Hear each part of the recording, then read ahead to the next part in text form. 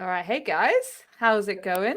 Savannah, Good. early start. How's it going? Yeah, not even my first call today, as it turns out. So seems all right. 7:30 is feeling like the new 9 for me right now. How are you doing? Oh, good. It's the end of my day, bank holiday weekend for me after this call. Oh, I'm basically done for 4 days. So loving the UK bank holidays at the moment. yeah. Hamid, how are you? I'm good. Yeah. Honestly, I just woke up and, I'm kind of like just had my coffee and I'm good to go. Love it. I feel so bad sometimes for you guys. But as I'm now always going to say, our last week's guest was on at 2 a.m. his time. So no more complaining Oh. from the Americans. Your face, amazing. Okay, all right. Let's let's get into it. So welcome everyone to the Keys to AWS Optimization, the show where we share stories, concepts, and solutions to help you unlock your spend at AWS. My name is Stephanie Gooch, and I'm a senior optimization architect. Savannah?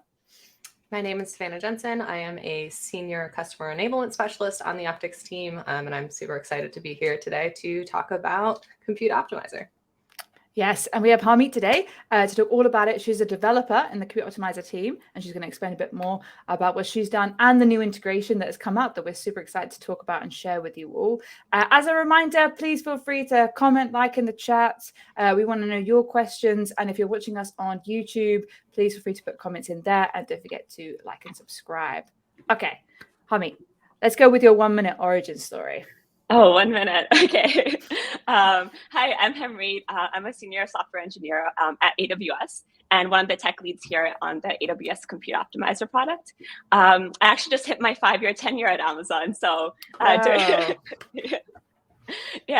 during my time here, I've actually worked on a range of products, ranging from like EC2 products, auto scaling, specifically mixed instance groups, and in the Compute Optimizer space. So in Compute Optimizer, I've worked kind of all the way from like the APIs to like our data pipelines to our recommendation systems. And I'm really excited to be talking about our product today. Yeah, that is so cool. So many different products. And I think, apart from Rick, I mean, you're one of the few developers we've had on the show. So I think this is going to be a really interesting conversation. And so we've already started kind of mentioning Compute Optimizer, but do you want to give everyone a brief kind of summary of what that service is? Yeah, sure. So Compute Optimizer actually launched in 2019, and it's a service that provides customers with recommendations on their compute resources to help reduce costs and improve performance. And the way we do this is by using machine learning to analyze historical utilization metrics on the customer's workloads. And these workloads are then classified as either like over-provisioned, under-provisioned, or optimized. And over provisioning can lead to like unnecessary infrastructure costs, and like under provisioning can lead to obviously poor application performance. So in these scenarios, we provide customers with recommendations on their resource configurations or the instance or a family that they should choose in order to optimize. So for example, if a customer is using an M4 large, we might suggest maybe you should use a C4 large to see these performance benefits or these cost benefits. And currently, we provide recommendations for 5 different resource types. So that includes EC2 instances, auto-scaling groups, EBS volumes, Lambda functions, and our latest resource class we just launched was ECS Fargate services. So yeah, lots of fun savings opportunities there. Awesome. Yeah, I feel like every time I go on LinkedIn, there's a new post from Rick with a new feature, a new something going out. You guys are really going after it, which is awesome to see. Yeah, if you guys, we're talking about Rick. If you want to go see his episode, then check out Keys to AWS Optimization on YouTube. It'll be on the, I think it's on the dev playlist. So yeah, go check that out. But awesome. Thank you for the kind of brief summary, bringing everyone up to date. But the reason we're here today is to talk about the new integration that you worked on. So yeah, let's hear about that. Yeah, so just a little bit of background before I jump into what the product was. So as mentioned, we use like these historical utilization metrics on customer workloads to determine the performance in order to generate a recommendation. And some of these metrics include things like CPU utilization, disk reads and writes, network utilization, and so on. However, to get visibility to some of these metrics, like such as memory utilization, customers need to install additional agents. So this can include CloudWatch agents for us to get that kind of visibility. Or a popular solution is customers leverage third-party application solutions. So this includes solutions like Datadog, New Relic, Dynatrace, or Instana. And they get that visibility on their memory there. So we have customers on these platforms, and we want them to get the benefits of Compute Optimizer without doing any additional work. So what we launched is an integration with these external observability partners to allow customers to configure AWS Compute Optimizer to ingest these memory metrics, which are so critical, which I can dive into later, for EC2 instances from any of our 4 partner platforms. So customers can set up a stream with Datadog, Dynatrace, New Relic, or Instana. And by using these externally provided metrics for memory, customers can now identify additional savings, because previously without memory, we can't ask customers to downsize. So what we do is we only recommend instances that either keep the memory the same or upsize, and this really limits our savings opportunities. So now customers can have more performance-aware recommendations by still keeping their application monitoring preference and using Compute Optimizer at the same time.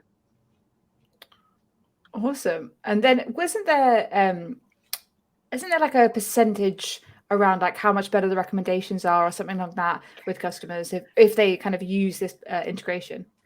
Yeah, so we saw that it was if a customer uses memory metrics, we're able to increase the recommendation savings by 327%.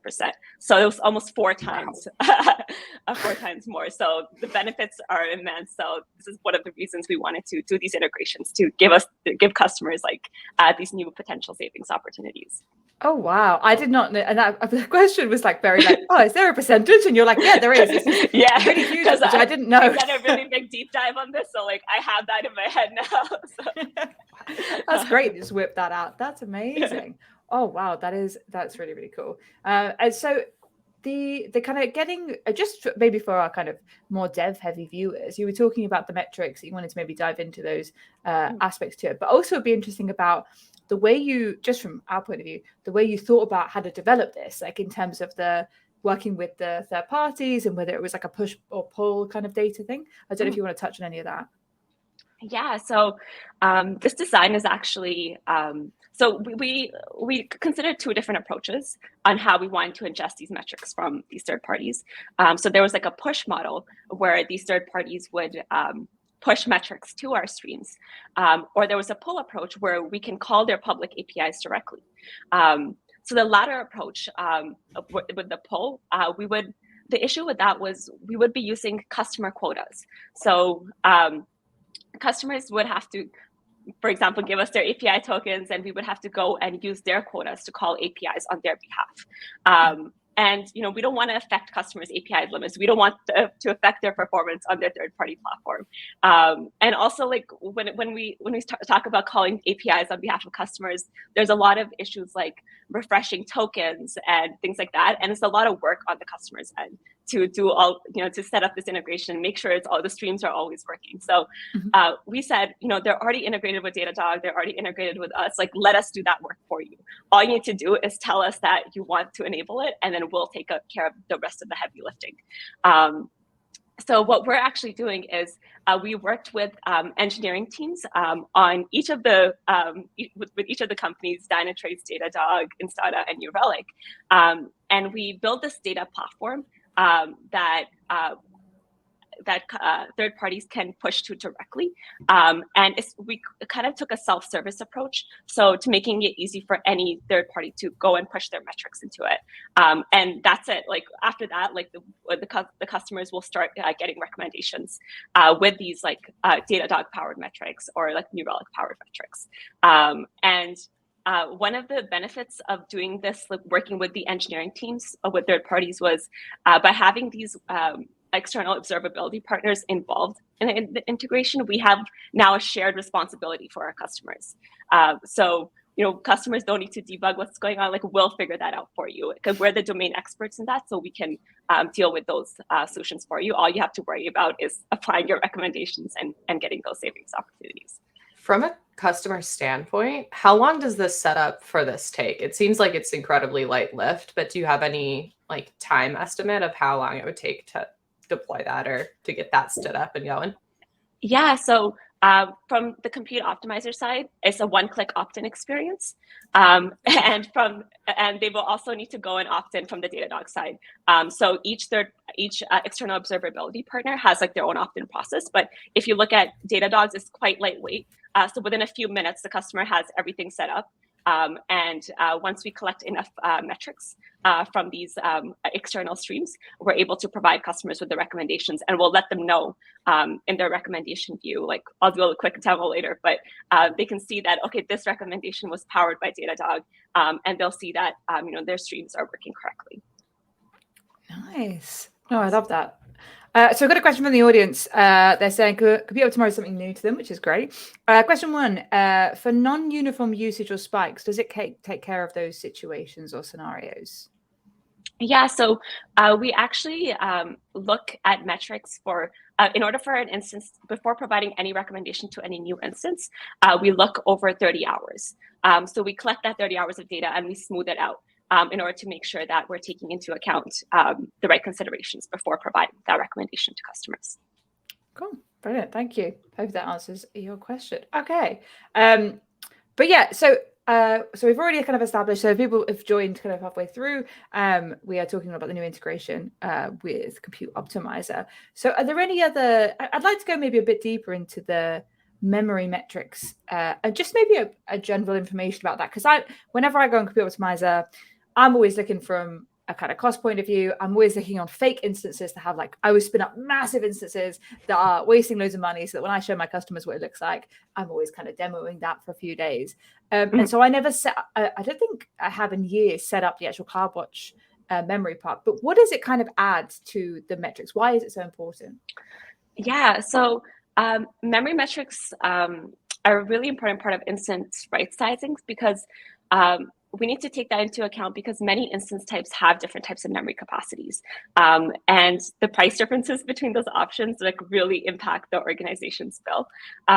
So with memory, we can tell customers, hey, you can actually downsize. And the downside, if you downsize instances, while your workload is not exceeding your memory thresholds, you can actually consider a whole new instance families that can be potential recommendation options for you. So it helps us provide more recommendations and also safer recommendations, because memory is half of the picture for us. CPU utilization, disk reads and writes, that's all important. But if the customer's workload like runs out of memory, like then nothing is going to be working, right? Like we're not being as application aware as we should be. So even though CPU utilization performance might be great, without memory, like we don't have the full picture. And with that, with providing those memory metrics in our recommendations, we can provide even safer and more savings opportunities. Awesome. No, that's cool. Good background. So we've got another question from the audience. I'll pull this up and then we might jump into your demo. Can you use AWS Compute Optimizer to compare the performance and cost trade-offs of different EBS volume configurations? Yeah, so we actually provide by default 3 recommendation options. So I'll do a quick demo of Compute Optimizer, but you can compare between the different configurations and see how different metrics would be affected if you chose different recommendation types. And this can help you build more confidence before going and applying that recommendation to your volume or your instance. Awesome. That would be a great segue, but someone else has asked a question, so I'm going to jump into that one, and then I think we'll do the demo. John's asked, are there any costs for AWS or the third-party APMs for using the external metrics? No, it's free. That's fine. So why not? Why not? Best price. That was a great question. Thank you. Love it, especially, and I think just to go overall, Compute Optimizer, the default setup is free as well. And I think unless you pay for the extended metrics, there's a fee for. But to get you started, love it. Everyone's kind of reacting to that in the chat, so that's great. Yeah, so we offer like different options. So if you do the standard 14-day look back, where we look back at 14 days of metrics, that service is free. And then we have a 93-day metric look back model if you want 3 months of metrics to be taken into account. And there's some price associated with that, but the standard version is good to go. I will say even the Awesome. longer look back is incredibly cost effective. I just helped one of my customers set it up probably a couple weeks ago, and they were expecting it to add some cost, but they didn't even notice when it hit their bill just because it was so small, and they've been getting so much use out of it. So definitely worth checking out and reading the pricing page and thinking about that too. So Savannah, did they just do it on one account organization? How did they do it? I think they did it on a subset of accounts first. They don't have that many linked accounts in their organization though. So Sometimes I think that is a good way of doing it. If you are kind of testing the water, maybe try it out on, especially if you are kind of cost conscious, which a lot of our viewers will be, try it out on maybe one account or two accounts and then see what impact it has in terms of cost, but also in terms of how much information it gives you, and maybe use that to base your decisions on other instances. Maybe do one account rather than dev prod and test. Awesome. Okay, let's jump into your demo then. Sure. Okay. Let me share my screen.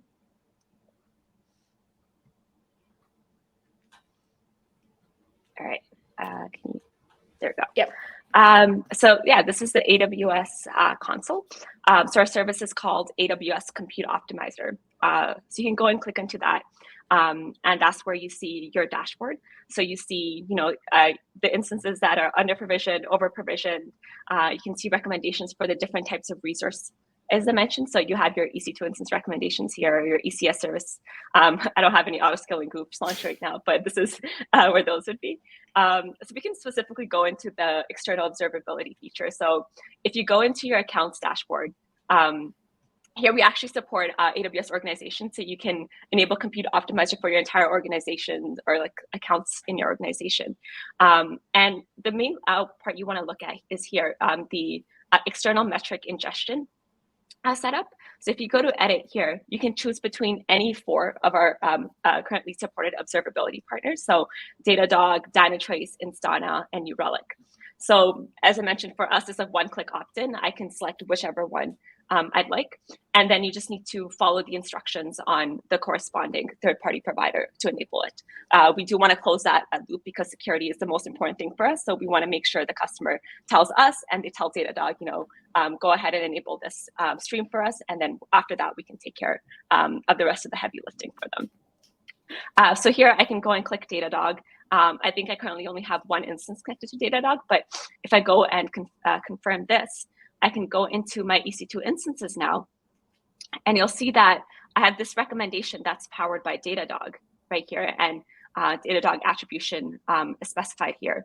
And if I actually go in and click into this, you can see that we offer 3 different recommendation options. And with these options, you can actually compare to see how the CPU utilization changes or the network changes if you go and apply that. So addressing the previous question on can you compare the different configuration, absolutely. You can go and see what matches your use case the most, and if this satisfies your application workloads. And also you can see the cost savings here. So we tell you what are the savings per hour, like what are the performance risks, what is the differences in switching to this type of configuration. So that's what you can do, and that's as simple as that. You can just go and apply these recommendations directly. And for EBS volumes, we have like something similar. I know there was a question around that, but you can go in and see similar types of metrics and similar options for your volumes. Yeah. Any questions or anything that I should dive deeper into? Can you take a peek at one that doesn't have the additional data elements so we can kind of compare the difference and see the additional, like if there are any additional fields or what that looks like? Sure.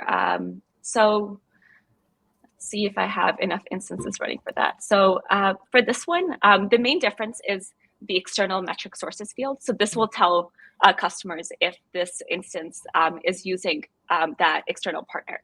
And mind you, like it takes, since I mentioned that it takes 30 hours for us to process the data in order to generate a recommendation. This can take up to 30 hours. And that's for even if you're using CloudWatch or any existing, any recommendation that you newly, or for an instance that you newly launch, will take 30 hours for us to provide you with a good quality recommendation. That makes sense. So yeah, you can, so that's the main difference. But yeah, if you go into some, I think I've actually enabled memory on all my instances. But for example, if I did not enable memory, this graph you wouldn't even be able to see. Like, so you have no idea. It's like a complete blind spot on what's happening in your memory. All you see is the CPU utilization and all these other metrics. But it can be a little scary for customers who have like these high production workloads. So you want to just be that this helps customers build even more confidence in applying the recommendation. So we had a question in the chat, but they've kind of seen the answer, but I still think it's interesting to point out. So does it provide recommendations on Graviton EC2 instance type? As we can see in the screen, there's a T4G in there. But yeah, I think one of the good things that I would always like to mention is the migration effort that you can see when it comes to Graviton. In the other ones, in that one, you can see it's medium, and the other two is very low. That's because it's moving to a Graviton instance, right? Yeah, I would. I would point you to the documentation for all the instance types we currently support. I think we support like hundreds of instance types right now, so I want to make sure I look at that before giving you that information. But I believe you should be able to see the latest instance set there and more details for the different Graviton instances. Perfect. And then one of the things I always love about this is kind of what we're touching on with the CloudWatch is, I think I've said this before in a previous episode, but when AWS gives you recommendations, if it's just like a random recommendation and it just says like change this instance, I feel like as a customer you're kind of like, okay, I'll take your word for it if you insist. But then with Compute Optimizer, it says, I think you should do this, and this is what will happen. And this is one of the best things about it. And now with the memory plugin, you can really see that based on the tools you already use, and then get that kind of make that decision with more information rather than just take a risk and suddenly resize your instance. And I think that's really powerful for sure. And I was going to say, one of the things, I guess, just to remind people, or maybe to ask, why should people, and I think this is an obvious question, but why would people need to do use their Datadog rather than just set CloudWatch up? Is there a cost implication to having CloudWatch done? Yeah, so I think every provider has some sort of cost implication. It really depends on the user's preference. Like Datadog may offer some views that are more useful for the customer. CloudWatch may offer views that are different for a customer that may be useful. So it's really the customer's preference, and we want to be able to give them those Compute Optimizer benefits regardless of the preference they have. So that's the main. And then when it comes to like agents, like a lot of them, like, they don't have the default all metrics set up. So like, every agent has to go through like a different set of processes in order to enable a metric or give us visibility to it. So it really depends on the customer's preference here. And there's that would be my take. No, yeah, that's great. Yeah, because I think there is, when you're setting up CloudWatch, if you already have a service, then you're like, oh, I don't want to set up CloudWatch. So I think this is a really, really good integration. Savannah, when you present Compute Optimizer, is there anything you like to highlight or showcase when it comes to it? Yeah, I think the biggest benefit that I've seen customers get excited about over some of our other right-sizing tooling is all the visuals that we can see on the screen right now, because it really gives you a better sense of what's going on that instance and what the change could actually mean for your workload. So I think just the visualization aspect is always a big, like, shiny thing to present. And also just the amount of detail that you can get when you drill down, because usually I think the folks who really latch on to Compute Optimizer a little bit more are the ones with a development background who have a little bit more of an understanding of kind of how their workload works in the first place. And all of this detail is a huge draw for them generally. Mm-hmm. Nice. Okay. Anything else you want to demo while we got it up on the screen? Any other services or anything? I think that was primarily it. So I think one area I really like to use is the dashboard view, because it kind of gives me an overall picture of my entire application and all the different compute resources I have. So this has been the most beneficial one, and it tells you how optimized I actually am. The goal is to have everything fully optimized at all times. So this kind of gives me a great indicator towards that. Yeah. Nice. Awesome. Yeah, I find that ironic because in my account, I'm always trying to be unoptimized and just to demo it. But I went in the other day and I'd deleted all my EC2 instances, and then I went into demo Compute Optimizer and I was like, oh no, there's nothing in here. And I was like, just imagine there's an instance here. This stuff. And I got some screenshots out and I was like, I'm really sorry, guys. And so now I'm just making sure that I always have instances in there. Cool. All right. So we've got about 5 minutes left. So Hami, is there anything else you want to touch on? Otherwise, I would be interested to go into some of the like development of this as a solution, just as like a technical conversation. But yeah, anything else you want to pitch about the solution or suggestions for customers to do it? I think we covered most of it. I would tell customers to go ahead and enable it. You already have like, your APM provider set up. You have your Compute Optimiser set up. It's free. Like the performance and savings opportunities are great, and especially in the year where we're focusing on a lot of efficiencies. So I think it's like a great opportunity. Awesome. I realize I wanted to talk about maybe thinking about where this came from, or if also I don't know if either of you have any really good success stories with customers where you've seen them deploy this and then kind of big savings that they've had. Yeah, so we actually developed this feature because customers were requesting it. We had a lot of customers that were like, we're using Datadog, like we don't want to like switch up. Like, so how can we get these like recommendations and savings? So we've actually had several big customers. I can forward you those names later on, but they've seen like savings opportunities that were pretty great from this. And with memory taking into the picture, it does drastically change their recommendations, and it helps them adopt even further savings. So we've heard of some really good customer success stories, and we're hoping after this call we hear even more. So yeah, let us know. That's a great segue. If anybody, if anybody wants to let us know if they're using it, if they're enjoying it, they've got any feedback, they're just using it and you've made like a massive saving, then Savannah, what's the email address that they need to say? It's cost optimization at Amazon.com stuff, and you're never gonna let me live that down. I forgot it one time.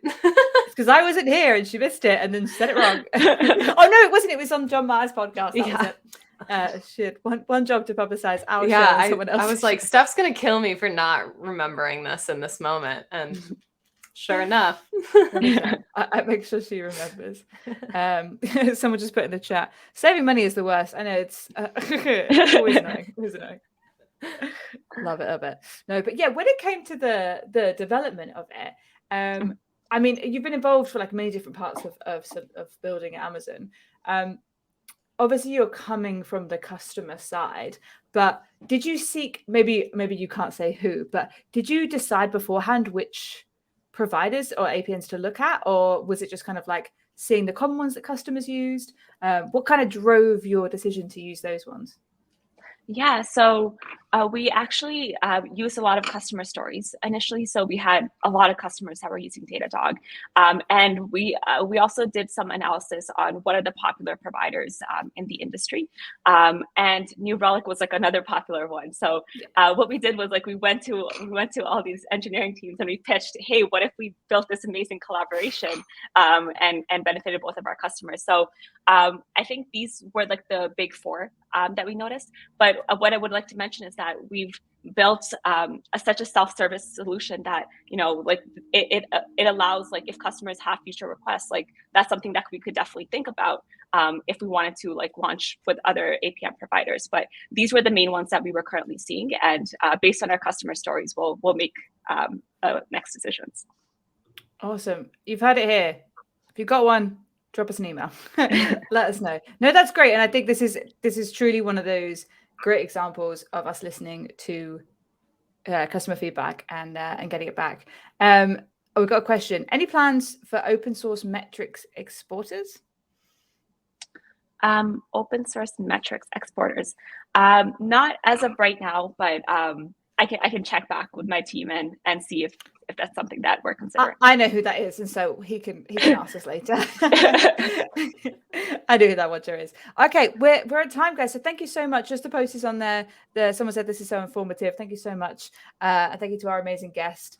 And next week we've got Bryce and John on, who are talking about what security taught us about FinOps. I'm not in that conversation, but looking forward to listening to that later. But thank you, everyone. Thank you for joining, guys, and have a good week, and we'll see you next time.